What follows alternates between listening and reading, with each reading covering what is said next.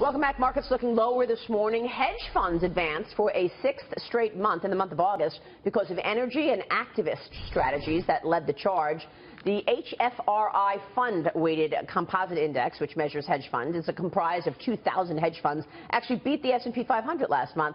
The president of HFR, Ken Heinz, is with us right now to talk about it. Ken, good to see you. Thanks so much for joining us. Yeah. So it's been a tough performance for a lot of hedge funds. Are things beginning to change, or are we still in a tough period? Yeah, it is. It's improving. The end of last year was disappointing. The end of the year with a small decline. It's really been a really exciting year across the board. You had the first month of the year when the S&P, it seems like a long time ago, but you remember in the first week of February, the S&P was down 10%. The HFR only fell about 2% then. And as it sits right now, they had strong performance from quantitative strategies then, both January and in June on the Brexit day when the markets were off so sharply. And then as we sit here now, as we say in the press release, slightly ahead of global equities on the year.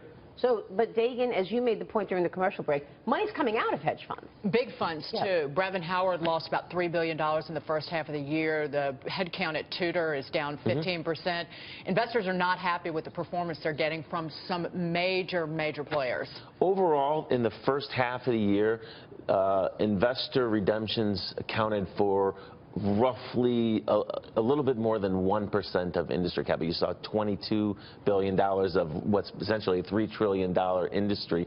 And I think as we look forward, we're seeing assets in total are about 2% off of the record high. So even though there has been some outflows, it's really still very close to the all-time record. You know what, though, James, when you look at the fact that they charge 2 and 20, very expensive fee structure. Right. They have to deliver performance in order to justify that kind of fee structure. And recently, last couple of years, actually, they really have not. Right, and those big fees are what attracted so many people into the business of running a hedge fund. Oh, yeah. I kind of wonder if we're going to end up with a lot fewer of them because markets are efficient. Where's all that money going?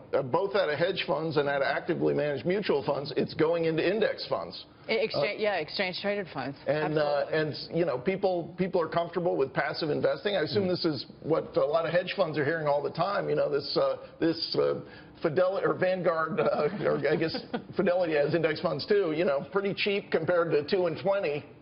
Yeah, why should I pay all that money, 2 and 20, when I could actually just put my money in an index fund, in an ETF, and pay, you know, minuscule fees? Yeah, you're seeing the fee structures come down already. I mean, the 2 and 20 is something that... Explain 2 and 20, by the way. Yeah, 2 is a 2% management fee and a 20% incentive fee. That 20% of overall assets. Of the overall profit. No, 20% of the gains, 2% of the assets. Yeah.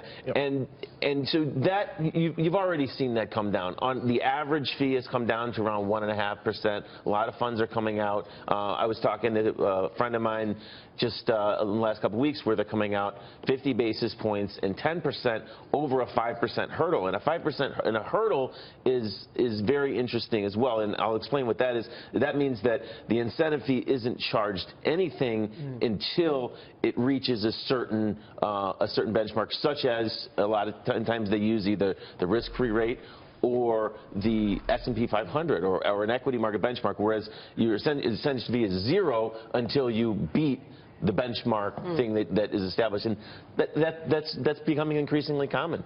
Real quick, what's the most important strategy that hedge funds are using right now? Do you think the markets are going to have a good rest of the year?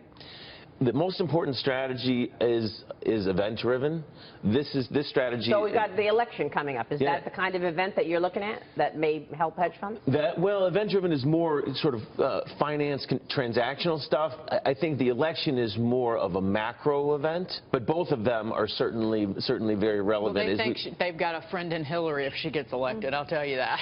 Well, I think that you know, in terms of if you were to say which candidate are the hedge funds generally supporting, the reality is it's not probably reflective of the general population. There isn't a real consensus. I think that you have fund managers that are supporting both candidates for sure. I think that there's some sensitivity, as you know, you were reporting earlier this week on being very visible supporters of Trump, but I think that a lot of managers think that that is probably the less hostile regime for the hedge fund industry. So Clinton is more hostile for hedge funds? I think so, yeah. All right, Ken, good to see you. Thanks, Maria. Thank you so much. Yeah. Ken Heinz joining us there. Kevin,